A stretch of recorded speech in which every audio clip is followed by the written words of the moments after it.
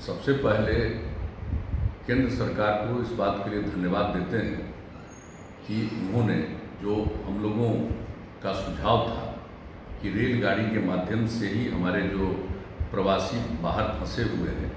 बिहार के रहने वाले लोग वहाँ, चाहे छात्र हों या मजदूर हों या कोई पर्यटक हो या कोई भी हो, तो ट्रेन से ही आने की सुविधा उनके लिए बेहतर होगी। ये व्यवस्था कर दी गई और पिछले 2 दिनों से ये सिलसिला प्रारंभ भी हो गया। और एक बात और भी हम बता देना चाहते हैं कि इसके बारे में हम लोगों ने जानबूझ करके कोई पहले से घोषणा नहीं की, क्योंकि हम लोगों का विश्वास, हमारी सरकार का विश्वास काम करने में। अब जो कोटा से ट्रेन आना शुरू हुआ, तो एक बात की जानकारी दे दें कि उसके लिए जो भी स्टूडेंट आ रहे हैं उनको कोई रेल का भाड़ा नहीं देना है। राज्य सरकार रेलवे को पैसा दे रही है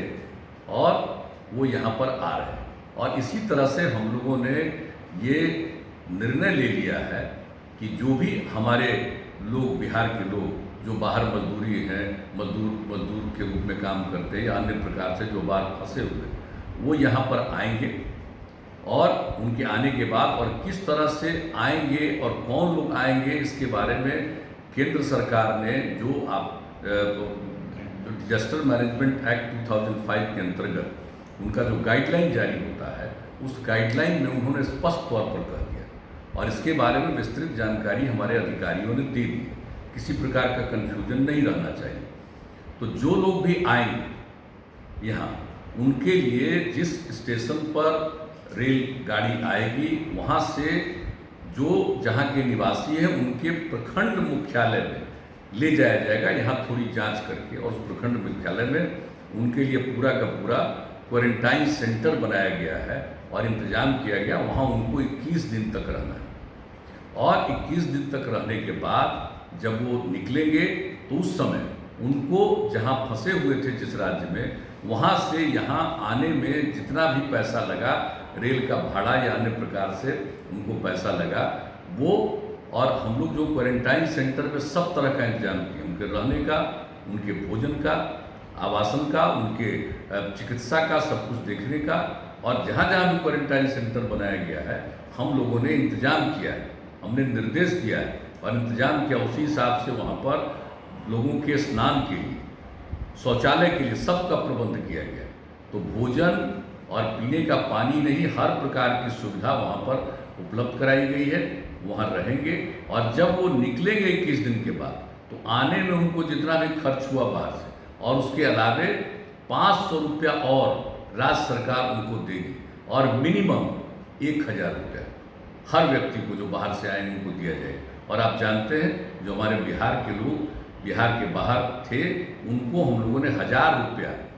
देने का निर्णय किया और जो भी उनका एप्लीकेशन आया उस पर विचार करते हुए लगभग 19 लाख लोगों को दिया जा चुका है। अब कुछ ही लोग बचे हैं जिनको देखा जा रहा है और उनको भी मिल जाएगा।